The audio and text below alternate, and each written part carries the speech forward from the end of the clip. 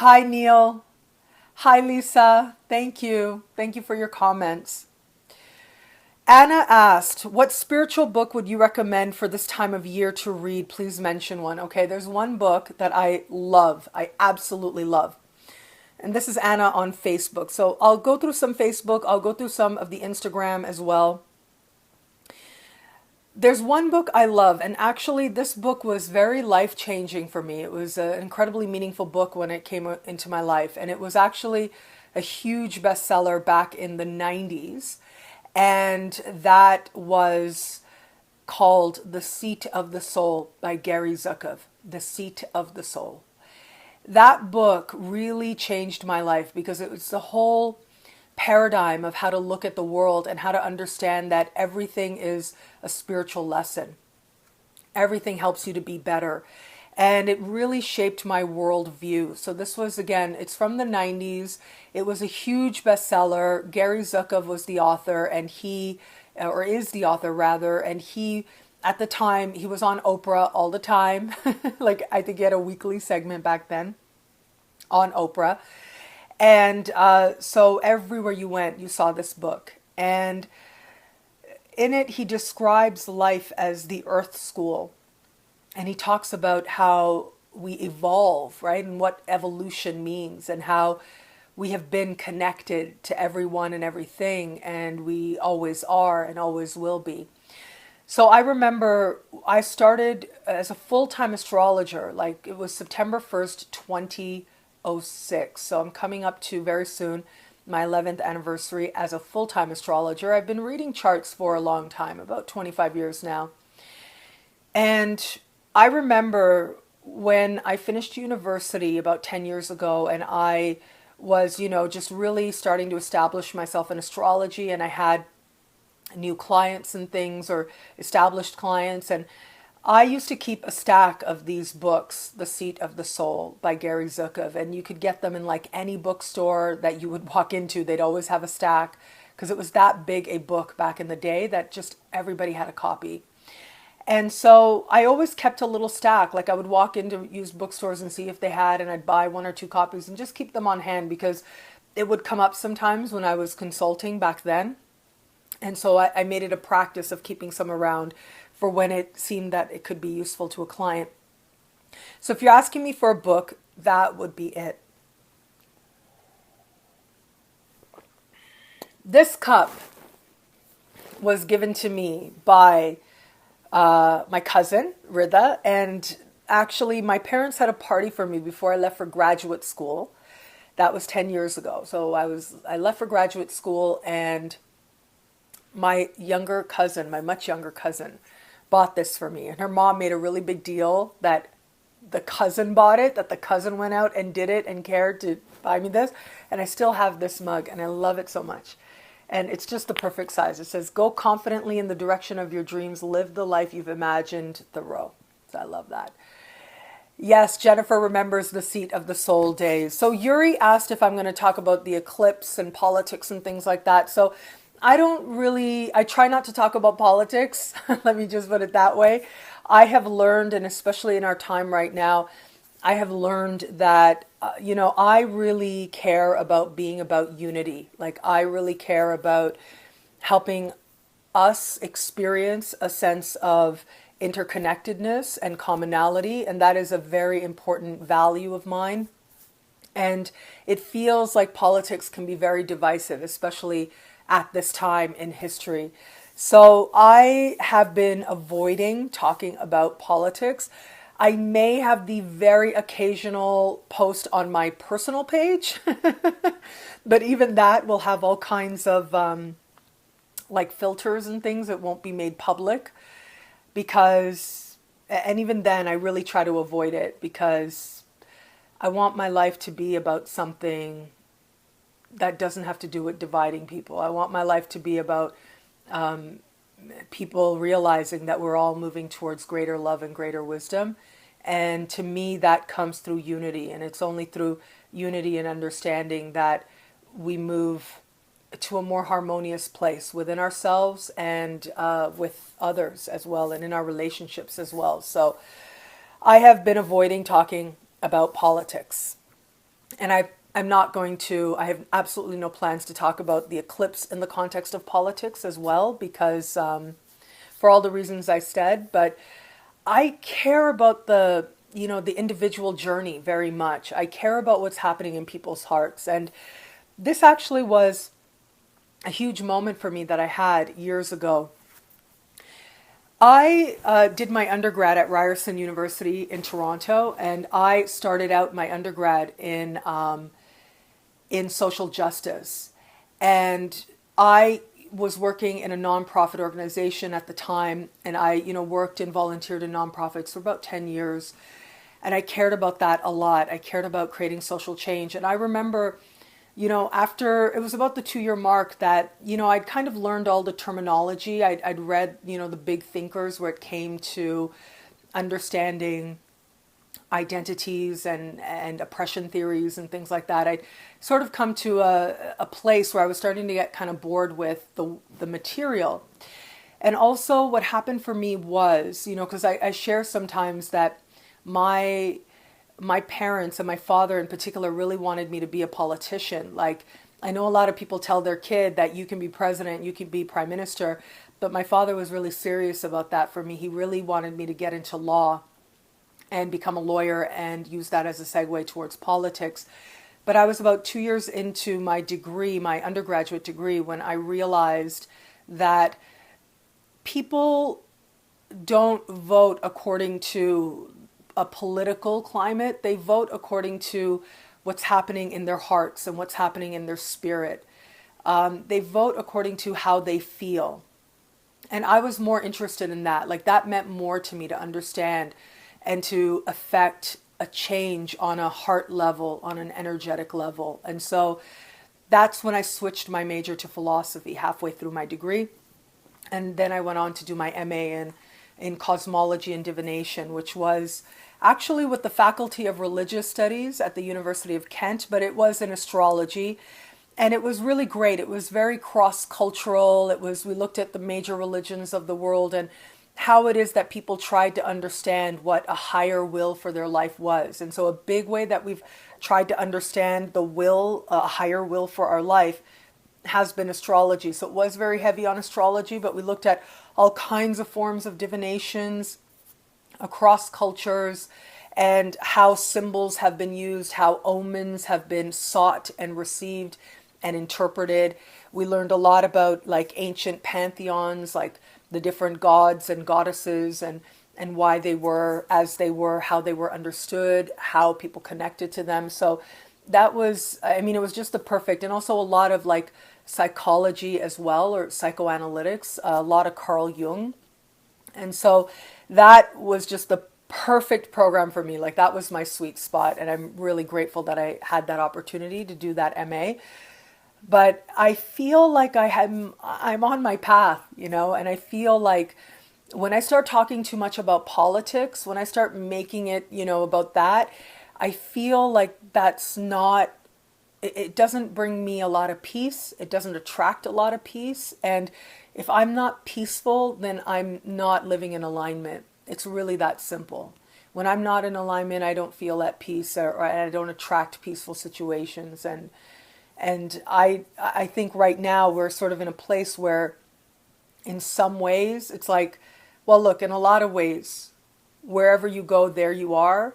But really, like, wherever you go, now especially wherever you go online, you can just affirm what is already within you. And so I want and I care about nurturing a supportive and loving energy and community among people wherever it is that we find ourselves. So whether that is on Facebook Live, like right now, I love that. And of course, the Superstar Space, that was a big motivation for starting the Superstar Space and doing the Superstar Video Scopes, was to have that safe space for people. So it just really becomes about nurturing greater love and greater wisdom. Okay, so let's go through again. If I refer you to a YouTube video, my apologies if I don't answer in real time, because some of these questions I've definitely done YouTube videos on, FAQ videos, and you can find them on YouTube, on my YouTube channel. So If you're asking about if your sun is either in the same sign or happening, if your birthday is happening right around the time of the eclipse, it means that your natal sun is conjunct the eclipse. Okay, so what that means, it's the eclipse is happening in the same part of the sky as where your sun was the moment that you took your first breath. So I've done a video about that, so please have a look at that. But in general, what it means when you have an eclipse on your birthday or within 10 days of your birthday, it tends to denote a year that is going to be one of many changes, of really leaving the past behind and stepping into whole new territory and a whole new understanding of yourself. So it can be very powerful. Renee asked, how do we figure out what horoscope to watch? So it was Nicole who asked about the eclipse and her birthday. Renee asked about how do we figure out what horoscope to watch.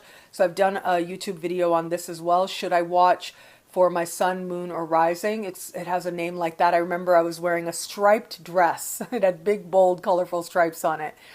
And basically how it works is you will go through different phases in life where you may resonate more strongly with your moon than you would your sun, or your rising sign, like your natal chart, than your sun sign. And there are a lot of philosophical reasons for that and astrological reasons for that I talk about in that video.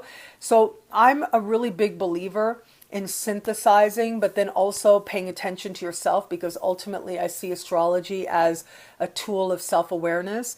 And if you are aware enough to realize that you are living more from a space of your moon, then that's going to resonate with you more strongly at any given time.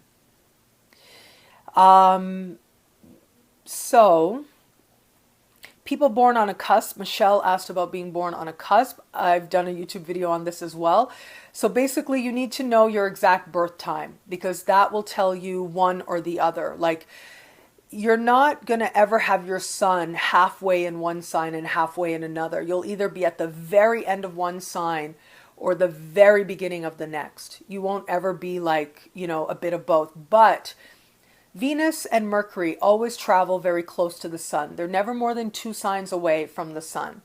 And so because they're so close, it is possible for a person, like I remember meeting somebody who was, one example that comes up, somebody I know very well, 0-degree Virgo, and has a whole bunch of planets in Leo, because a lot of planets travel close to the sun, so has a whole bunch of planets in Leo.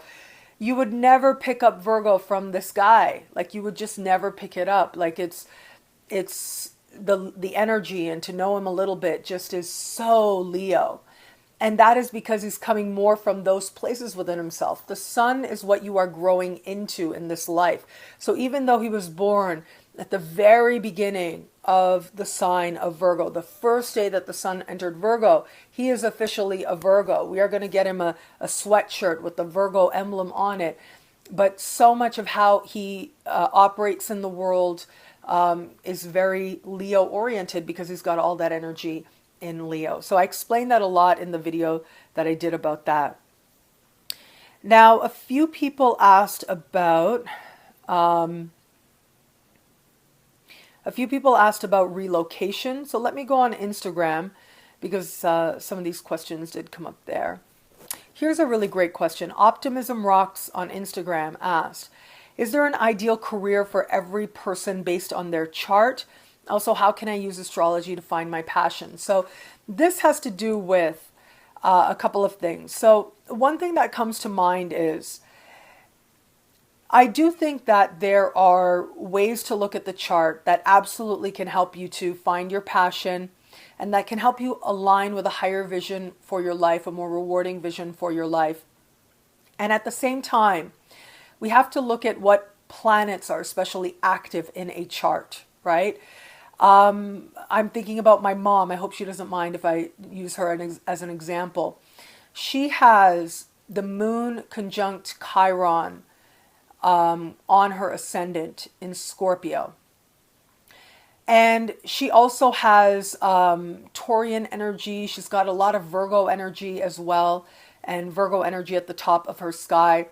And she always really loved beauty. Like my mom is really into makeup, and she's always making these masks and learning and watching like YouTube tutorials on skincare and stuff. Like she's really passionate about that.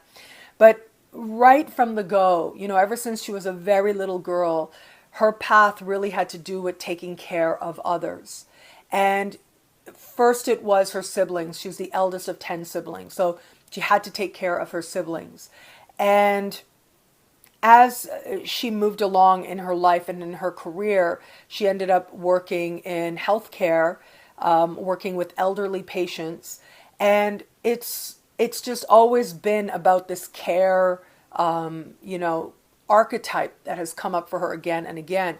She really, really wanted children, and I'm really glad that she wanted that because then she had them. But she really, really wanted children, and that's very lunar as well, right? So we can look at the things in her chart, like she has her Jupiter in Sagittarius in the first house. So she has that love of learning and a desire to, and like I have shared before, my parents are very much feminists. They, very much held those values, very progressive values for myself, especially, very high standards for myself, especially. And so she had that part of her, and she knew on some level that she could do anything. She has a 10th house sun.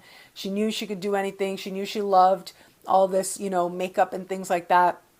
But from a very young age, she was caring for her siblings. And then she started working as a midwife. And then she started working with the elderly. And then she had her own kids, and she started working with the elderly even more. And that just ended up being her pathway. So I share this because it's so great to be able to be conscious and consciously engage your chart so that you can understand something about yourself and something about your passion so that you can align with it more actively, because or else you just end up being carried along. And there's nothing wrong with that as well. She's, had a very positive effect on a lot of people. A lot of people are better because of her work and her care.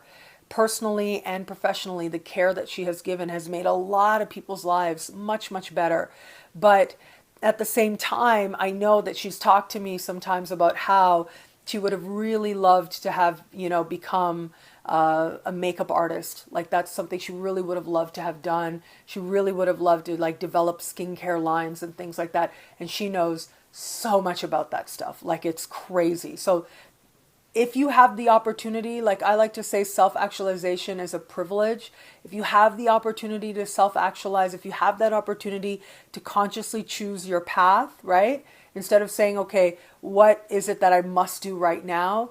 But actually, what do I want to do right now? What's really going to allow me to move in a direction where, I'm able to be happy, when it's not about thinking about survival, but happiness. If you have that privilege, then you look at your chart in a different way. So I would say what I like to call the big six, which is for the big six, I look at your Jupiter, I look at your moon and your sun, your part of fortune, your north node, and your midheaven. So that's the big six that I like to look at in a chart.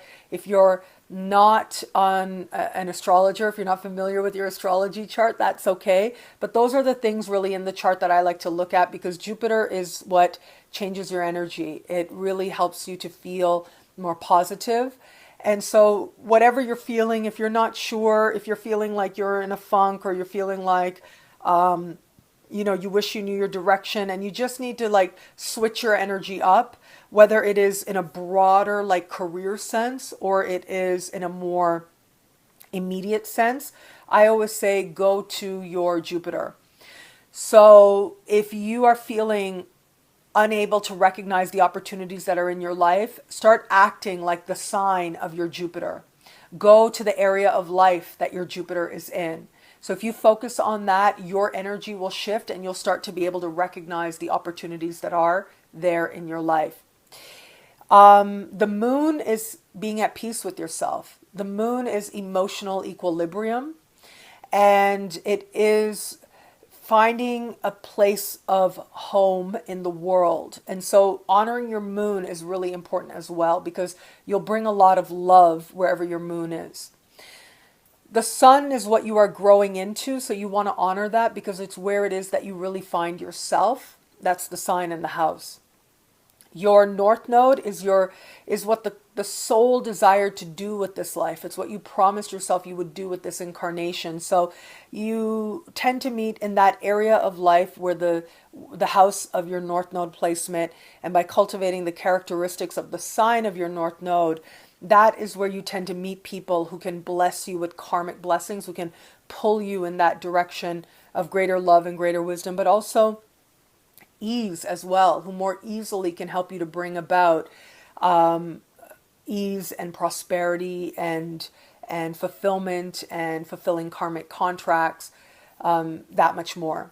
Your part of fortune, someone asked about the part of fortune, if I could explain that. So I see the part of fortune as where it is, like if you cultivate the energies of the sign, if you focus on that area of life, you're able to bring about blessings. And especially whether it's, prosperity in terms of money, prosperity in terms of happiness, prosperity, spiritual prosperity, you're able to bring it out that much easier if you cultivate the energy of the sign of your part of fortune and if you focus on the house of your part of fortune. So if you've got your part of fortune, let's say in your sixth house, then it helps you to engage in and know greater prosperity much easier if you give yourself time to be good at something, if you actually practice something.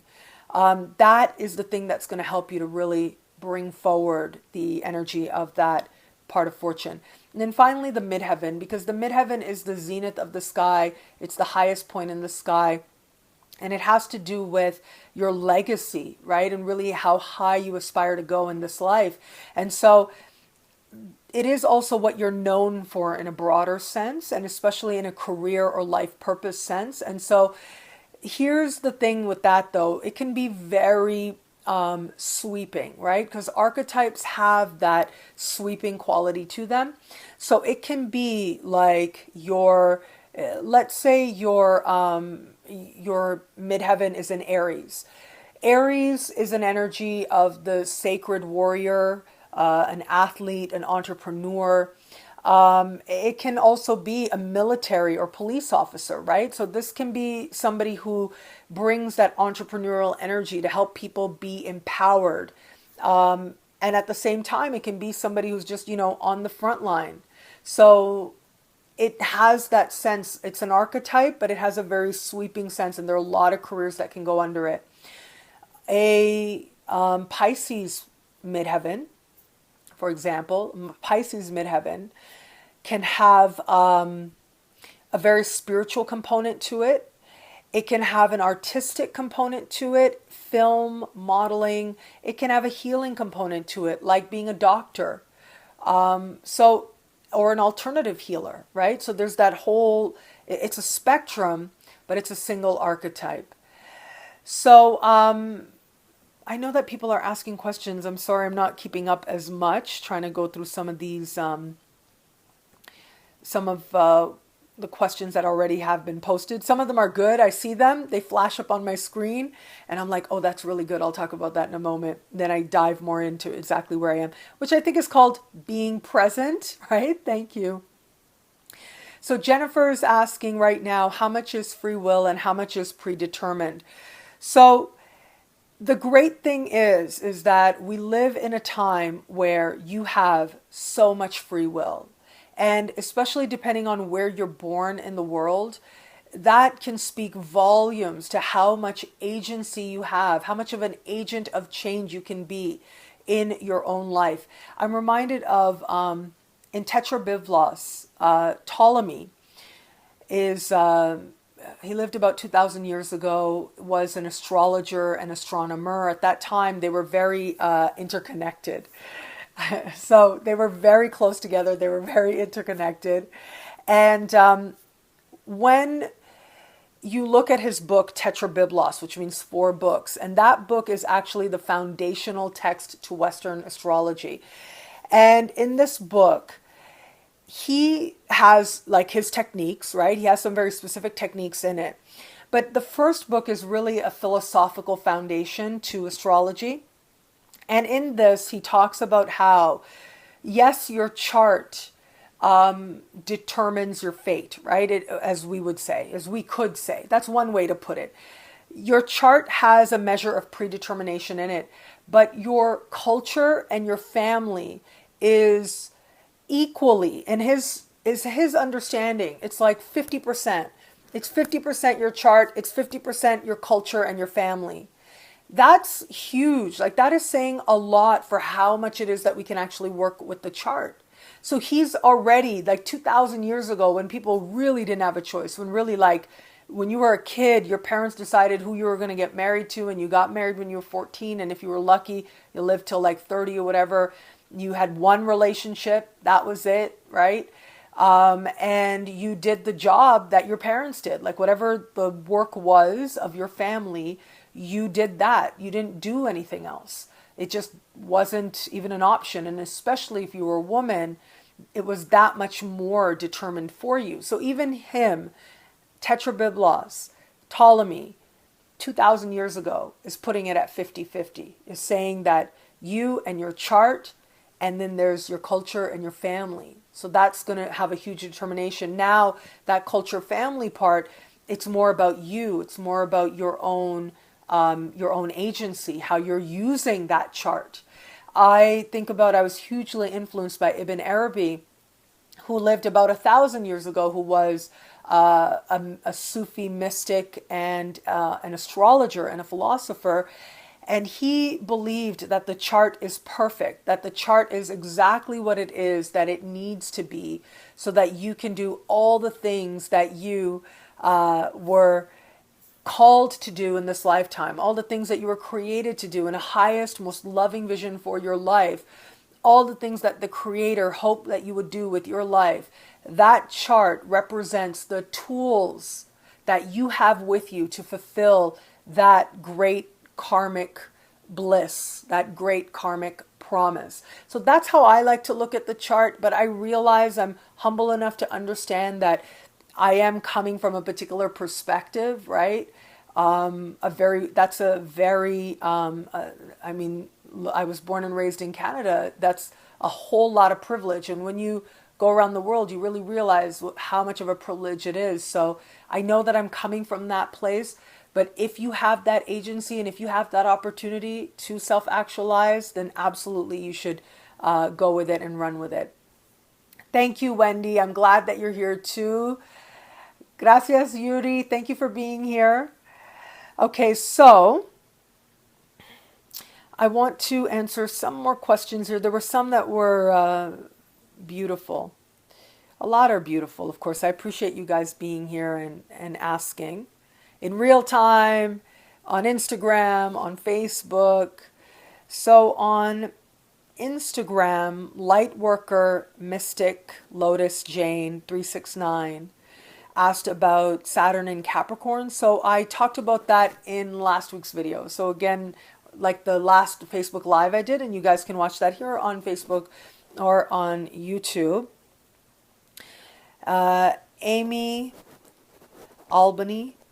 Amy L. Albany asked about the part of fortune. So I talked about that a little bit earlier. Get It Done Girl asked about energies that are bringing about self-reflection. So yes, I talked about that in the most recent YouTube video that I did. I think that the fact that we are having Mercury go into shadow with a 0-degree new moon, and Mercury going into shadow in the same sign, in the sign of Leo, where there's going to be an eclipse, a solar eclipse, it does suggest to me that there is that measure of self-reflection happening right now. There is that promise of action, but the really big leaps are coming up next month. But even then, we're going to be in the middle of Mercury retrograde season at that time still.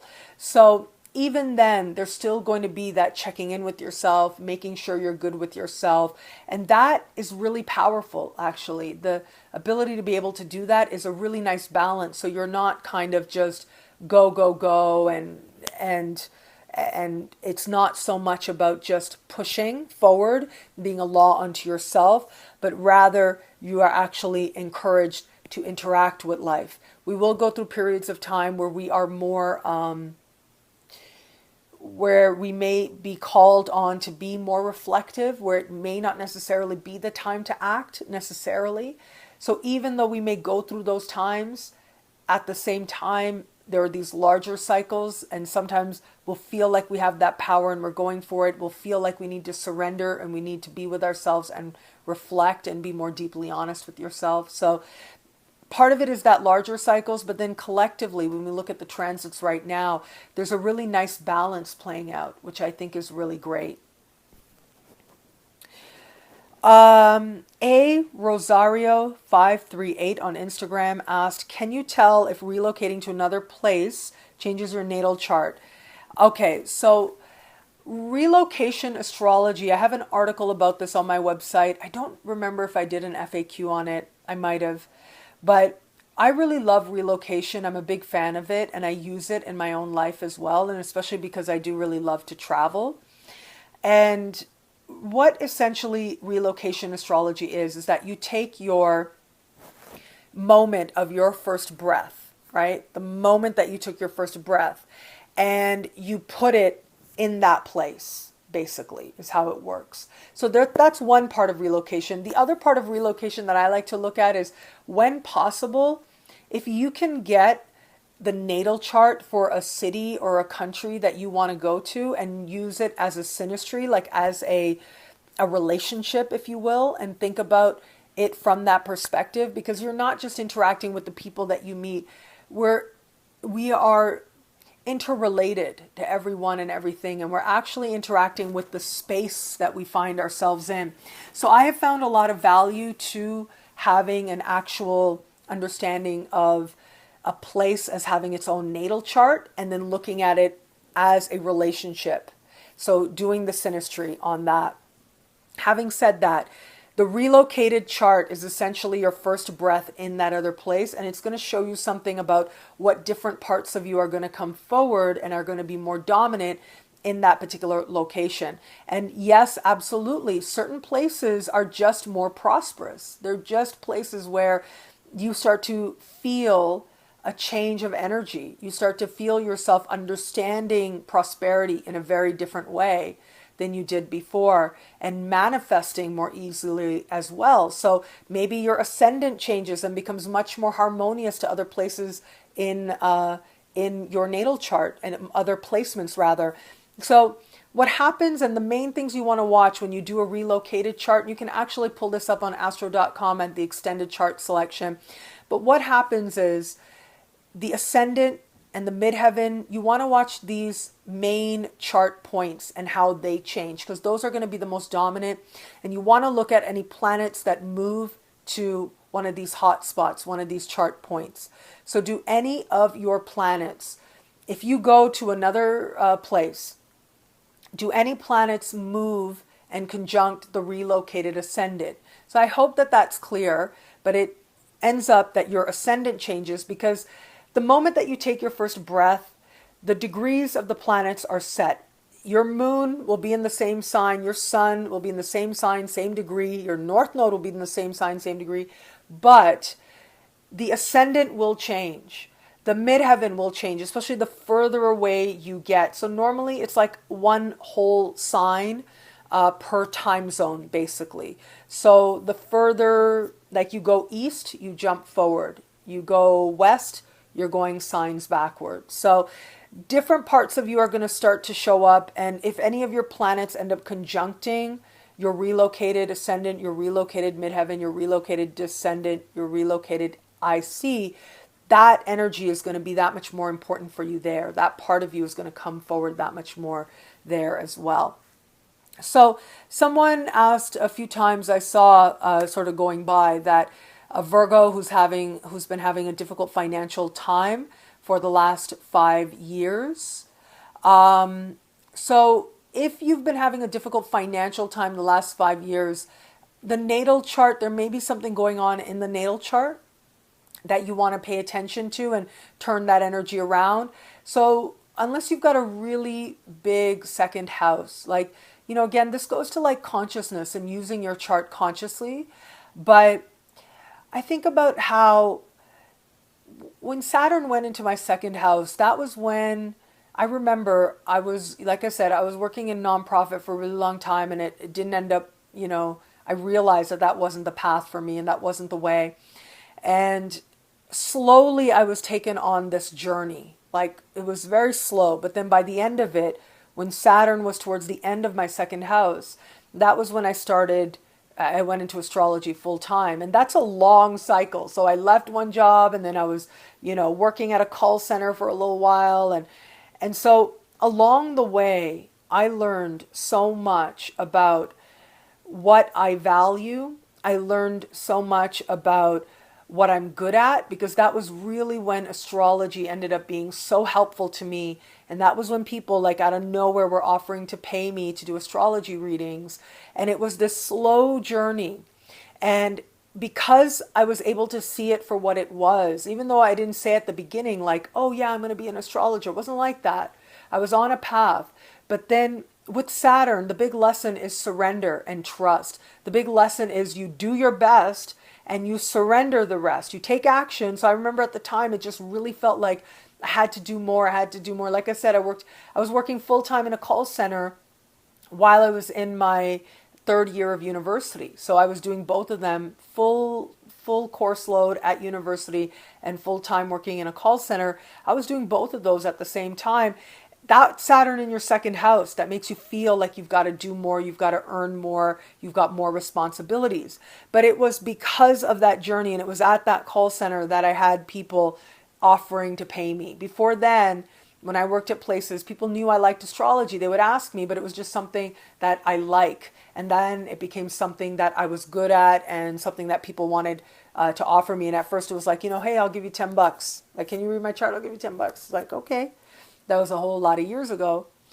And then it was towards the end. So I would invite you I understand that it can feel like there's a lot of financial stress, but if you can recognize that you are still here, you're still able to have what you need, and if you're able to turn over the stress, then maybe it'll allow you to actually do and take the action that's in front of you to do.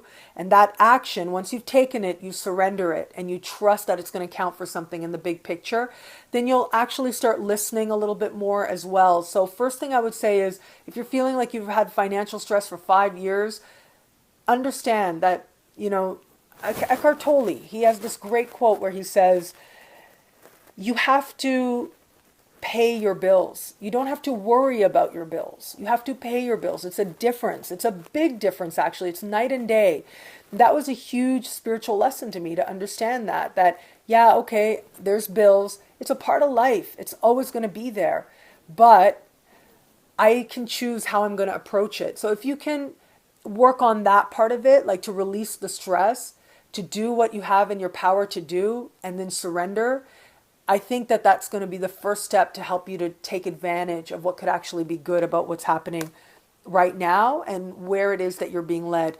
There's a lot to be said for faith, like having faith in yourself and in your future, having faith in your life and in your life path. There's a lot to be said for that. So if you can really have faith that you will be led somewhere good, then that allows surrender as well. So Jennifer is speaking of mantras. Mantras can help as well. But ultimately, remember what mantras, the point of mantras is, and prayer, the point of mantras and prayer and affirmations, the reason, which is really the same thing, right? And what you focus on, it is really about your energy. It's about what's happening with you on a level of heart and body and emotion. So make sure that if you're using affirmations or prayers or mantras, that it's not just about what you're saying, but that you're understanding and feeling on a heart level. Like that is where the magic happens. That's what changes everything. And acceptance. Yeah, it's a part of life. It happens, right? It's a part of the Earth School, as Gary Zukav would call it. It is the Earth School. We have created this world together. And we have created a world together where people got to pay bills. It's just part of the picture. We have created a world together with all of its beauty and all of its things that are not beautiful, with all of its, empowerment and all of its injustices. This is the world that we have created. And we've created this because this is the school that we believe collectively that we believe we need to evolve. And when we change that belief, then our environment, our world will change so that it reflects that evolution. It reflects who it is that we are becoming. So if you can look at the chart in that way, in that more elevated perspective, then I think that could help a lot as well, Mansoor. So I hope that helps. Old school romance is in Colombia. How are you? On Instagram. I have Jupiter, Saturn, and Pluto in my first house. How can I use that energy to manifest my life purpose? So if you've got such powerful energy, that's a very strong core of energy to have. That is about self. How can you use that to manifest your life purpose? It's about you. It just really comes down to you. It comes down to you. I just talked about this idea of understanding where you have power and where you don't, focusing on where you have power. And also, a lot of this has to do with the inner change, the change of values, the change of your identity, and how your identity helps you to manifest what you end up living in the world. So I think that's a big part of it as well. I did want to get to one here. Art of War Media was kind enough to expand a question that was there. So Art of War Media on Instagram said, I came to this planet with the energy of Sagittarius. Through life experience, I might have to experience or pick up traits of Capricorn, Aquarius, and so on to achieve my life purpose. Can this transition through the signs be a goal or way to develop ourselves through life's adventures? So a couple of things come to mind with this. One of the things that comes to mind when I read this is that I'm thinking about progressions, actually. So progressions is more of an intermediate technique. Once you get beyond like sun signs and the first things of astrology, and you start to delve in a little bit deeper, a lot of people will come across a technique called progressions. There are a lot of ways to calculate progressions. I think there is a video on YouTube that I did, a FAQ video, that I touch on progressions.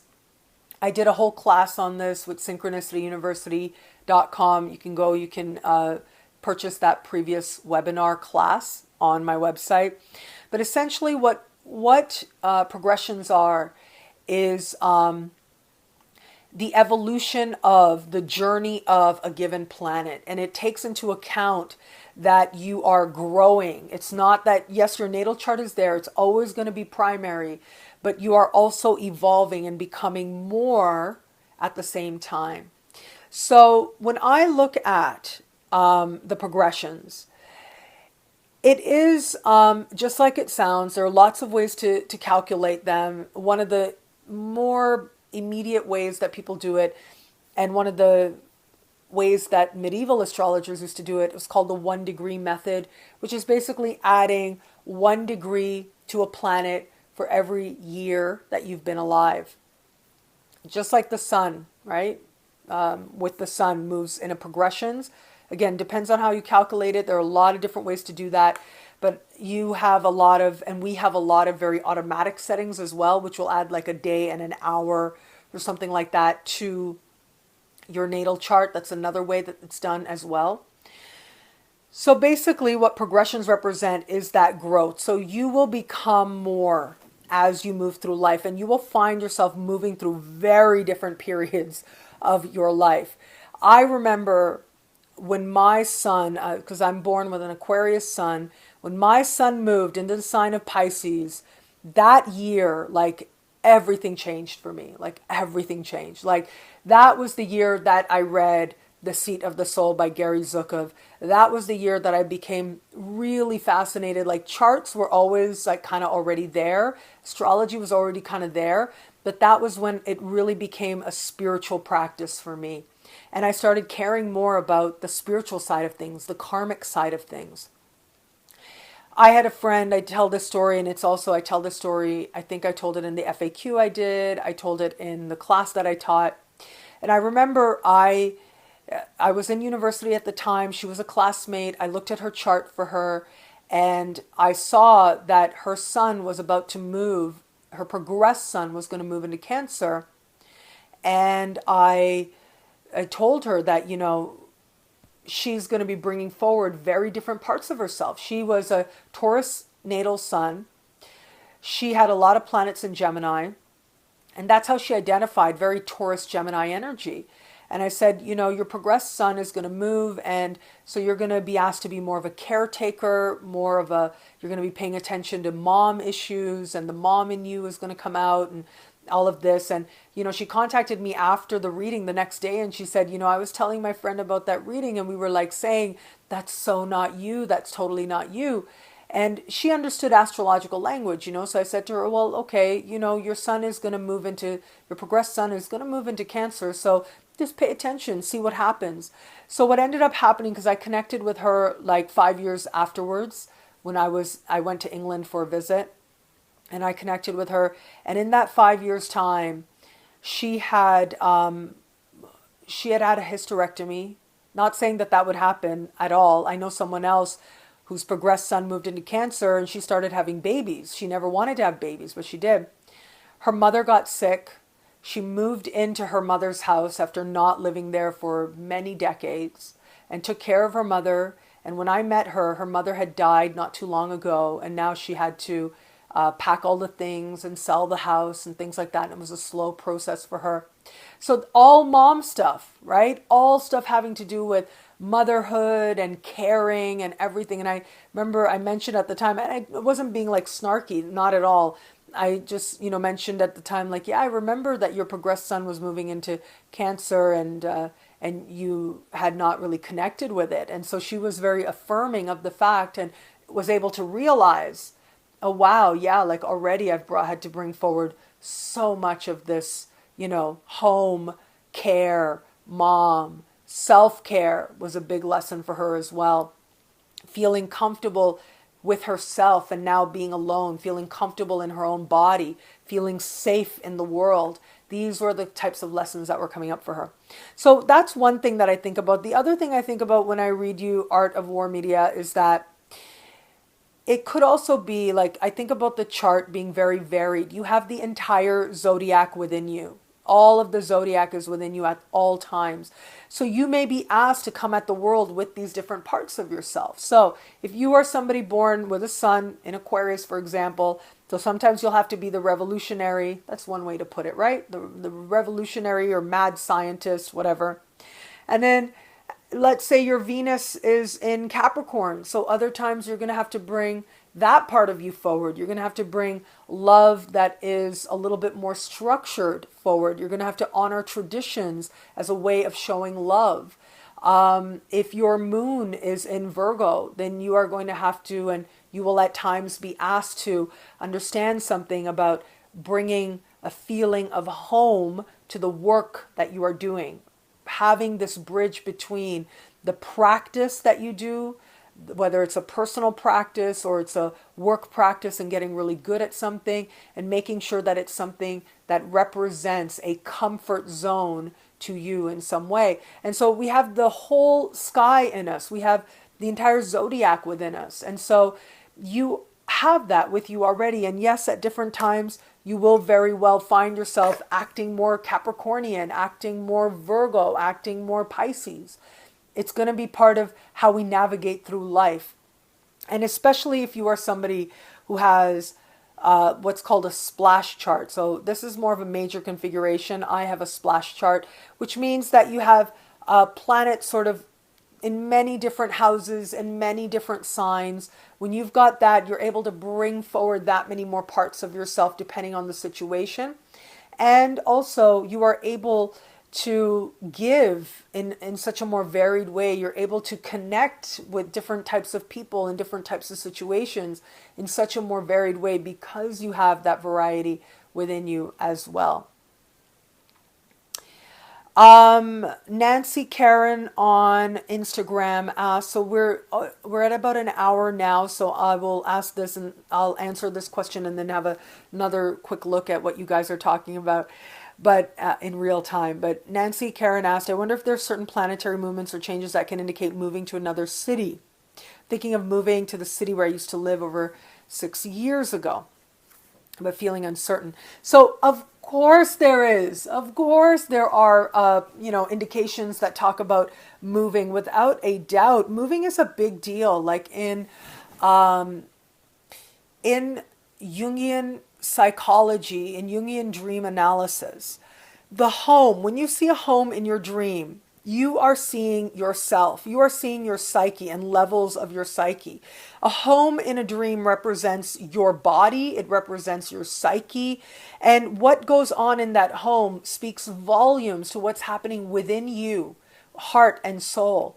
And so a home where you live as a symbol is your self. It's your safety zone. Now, it can really depend on the kind of person, right? Wherever you lay your hat is your home. For some people, that's how it is. I have a moon in Sagittarius. I am very much at home in hotels. Like I have no problem staying in hotels. Sometimes it's nice, to have my own space as well. Of course, I had a downtown Toronto apartment for 10 years. I still miss it sometimes. It's been a few years since, but that's okay. I'm in a different space now, emotionally, spiritually in my life. But that has its value. And for some people, being on the road feels like home. And there'll be times when that part will be more dominant, and maybe at times another part will be more dominant. So a lot of it is cycles. I think a key with understanding moving is knowing your chart is big. What's happening with your moon in your chart? That's going to speak a lot to where it is that you end up going. If you feel like a certain place is calling you, it can very well be that something is going on with the moon in your chart or with the IC in your chart as well. So that's what I would look at. What's happening on those levels? What's happening to the ruler of the fourth house cusp? So just like you have a sign on the ascendant, you have a sign on the fourth house cusp. We call that the IC. That is the part that represents home. What's happening to the ruler of that? So let's say you've got Libra on the fourth house cusp. Chances are you're going to have more than one home in your lifetime if it's Libra. And Venus is the ruler of Libra. So if your Venus, the ruler of the fourth house, natally is in the ninth house, that means that you will find home in a foreign place. Having said that, let's say your Venus is instead in the sixth house, right? Is Jupiter going over that Venus right now? Is Pluto going over that Venus right now? These are going to represent a changing understanding of what home is for you, and work and home are going to be very connected for you as well. So I know that this starts getting like we're synthesizing more, and it does take a little bit of practice and it does take a little bit of finesse, but once you get it, it starts to make sense. You start to understand the layers that are playing out. So a good time to move, look, you feel it. If you feel like moving, it's a good time to move because it means that that's your learning and that's your lessons. But I would say this, a good time to move is, astrologically speaking, ideally, we want to see a good Jupiter. We want to see Jupiter doing good things to the moon. Or we want to see positive aspects to the moon overall, positive aspects to the fourth house cusp or to the ruling planet of the fourth house. So these are the things, either positive planets like benefics that we call, like Venus and Jupiter are benefics. So transits of those planets can be good. But also trines and sextiles can be really good as well. You also want to look at that added layer of the location, the city. What does it bring out in you? What are you longing that you feel you're going to get there? So is it that in that location, the relocated chart in that location puts a very positive planet on one of the angles? And so maybe that's it. You just feel like you want to be there because you feel at home there. And that's totally valid. And maybe in the natal chart, it's saying that there's a desire to feel more at home. So that could be it as well. So it does take a little bit of practice, a little bit of finesse, but people have all kinds of reasons for moving. I remember there's a very famous study that was documented by one of my former professors, Maggie Hyde, has a book called Jung and Astrology. I think she said that another edition of that book is coming out soon, a revised edition, if I remember correctly. I communicated with her about a year ago, but I've interviewed her. You can see that on my YouTube channel. But in this book, she documents this very famous study that Jung did. And he wanted to find like sort of dominant astrology symbols in the charts of married people. And, the bottom line is, instead of going into the details, really, the bottom line is it wasn't there. And the reason is because people get married for all kinds of reasons. He was looking for love, right? He was looking for, Venus conjunct the sun. He was looking for Venus conjunct the other person's ascendant. So he was looking at synastry charts for love. And he believed that he would see that in the charts of married people. But it was actually like less than 30% of people had anything like that. And it was actually the researchers themselves, what they were going through in their lives and what they were able to identify in the chart was showing up as well. So there's that whole observation effect to being an astrologer, right? So that was a big lesson of the study as well. But really, at the end of the day, we get married for all kinds of reasons. And that they don't always have to do with love, or the love may not be the dominant part of the motivation. And that's okay. Like, that's really okay. There's no judgment with that. People get moved for all kinds of reasons. All kinds of reasons will take you to another place, to travel, to live, to work. And yes, we can see the impetus for some of that, but it's so great that we now have that opportunity to be able to approach that chart consciously, to decide consciously what it is that this is going to mean for us, and to use that lesson. Just because the chart says that you are embarking on a challenging journey does not mean that it is a journey not worth undertaking. Just because the chart says that there is, if you go somewhere, it's not going to be the smoothest ride, doesn't mean it's a ride not worth undertaking. Okay, so I'm going to wrap it up. Rocio's asked a few times, Sag rising, love life, please. Sag rising, love life. Well, okay. Look, right now, it's not surprising that you're asking about that, but right now, Venus is in your opposite sign, standing across that Saturn. That's not the easiest energy, of course, in love, but this is not a lasting energy. It's not a lingering energy. It'll come and it'll go. As we move forward, coming up very soon, I believe it's next week, but coming up, we have, now that Saturn's made its opposition to Saturn, is going to quickly move and sextile Uranus. So that will help change the energy up sort of in the short term. But right now, Sages or Sag risings or Sag moons have Saturn in their sign. So it makes it a little bit harder to really, be fanciful and be free, right? It's not the easiest energy to really feel like you can go out there and have the kind of fun and lightness that normally is required if you're going to attract love into your life. So even if that isn't there, it doesn't mean that there is not love in the world for you. Absolutely there is. It could be that you'll be more readily able to engage that energy of love and desire and lust and openness once Saturn leaves your sign, which is not too far at all, as you know. It's happening very soon, muy pronto, hermana. Okay, I will go now, and I'm sorry because I know questions are still coming. I could, sit here and talk for a long time. But one thing I will say is I will make it a point to try and talk to you guys a lot more live because I've had so much fun doing it. I am going to Mexico City on Tuesday morning, and I'm going to be there for a month. So if you're in Mexico City and you want a hug, just reach out, let me know, and we'll make that happen. But I'll be in Mexico City. I'm hoping that I end up somewhere with good internet. That's really important to me, but it can vary a lot. Sometimes I've been in places in Mexico City where the internet is so incredible, like just beautiful, just like you get here at my parents' house. And then sometimes not so much, which is the way that it is in a lot of places. So I'm hoping that I'll have good internet and that I can easily chat it up with you guys and be on here again with you very, very soon. I thank you. I thank you so much for being here, for sharing this moment with me, for sharing your sacred journey with me. I'm so grateful for it. And I'll see you guys again. I'll try and put the word out instead of totally surprising you. But totally surprising you is a lot of fun too, because you guys always have such great questions. So thank you. Thank you, everybody. Thank you, Sun. Thank you, Brenda. Thank you, Mo.